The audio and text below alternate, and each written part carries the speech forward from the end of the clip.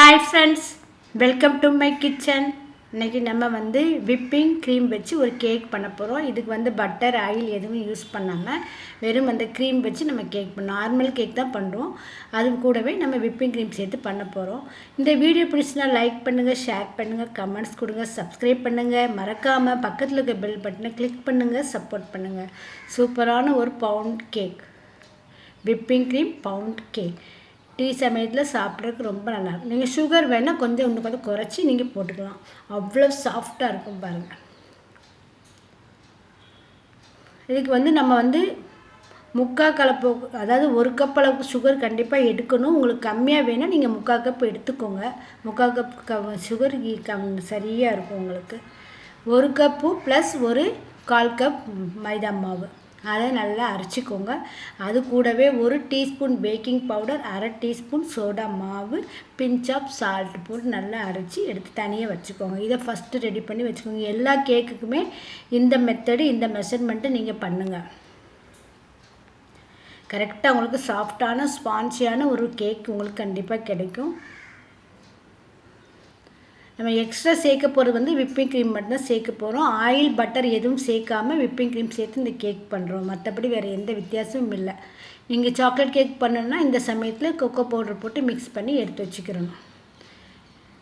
இது நான் cake cream பண்ணது போக மிச்சம் இருந்துச்சு, அதை நான் இந்த விப்பிங் க்ரீம் யூஸ் பண்ணி பண்ணுறேன். 1 கப் விப்பிங் க்ரீம் எடுத்துக்கோங்க. எலக்ட்ரிக் பீட்டரை வச்சு நல்லா பீட் பண்ணிக்கோங்க. உங்கள்கிட்ட எலக்ட்ரிக் பீட்டர் இல்லைன்னா நீங்கள் இந்த விஸ்க் மாதிரி இருக்கும், அதை வச்சு நீங்கள் பீட் பண்ணிக்கலாம்.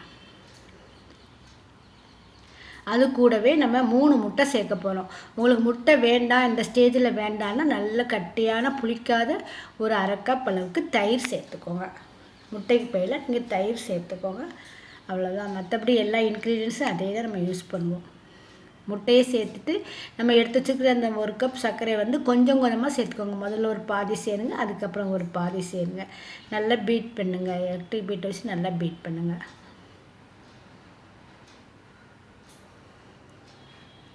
கேக் அவ்வளோ சாஃப்டாக இருக்கும் பாருங்கள். இந்த ரெசிபி நீங்கள் கண்டிப்பாக ட்ரை பண்ணி பாருங்கள்.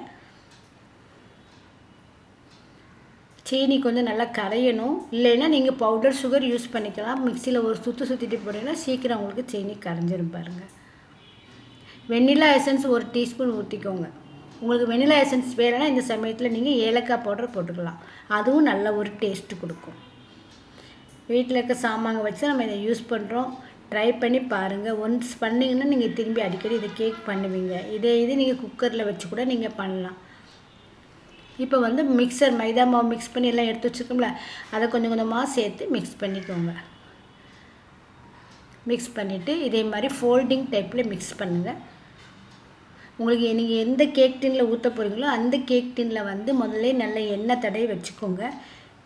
இது சிலிக்கான் மோல்டுனால இதுக்கு கீழே பேப்பர்லாம் போடணும்னு அவசியம் கிடையாது.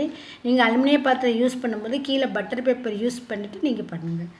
நான் இதை ஓவனில் வைக்க போகிறேன். இதை ஓவனில் இப்போ 10 நிமிஷம் ப்ரீ ஹீட் பண்ணிவிட்டு நம்ம அதுக்கப்புறம் 40 to 40 மினிட்ஸ் ஆகும் உங்களுக்கு பேக்கிங் டைம். குக்கரில் ஸ்டவ்வில் பண்ணுறதா இருந்தாலும் அதே மாதிரி தான் ஆகும். ட்ரை பண்ணுங்கள். சூப்பரான சுவையான உங்களுக்கு கேக் ரெடி.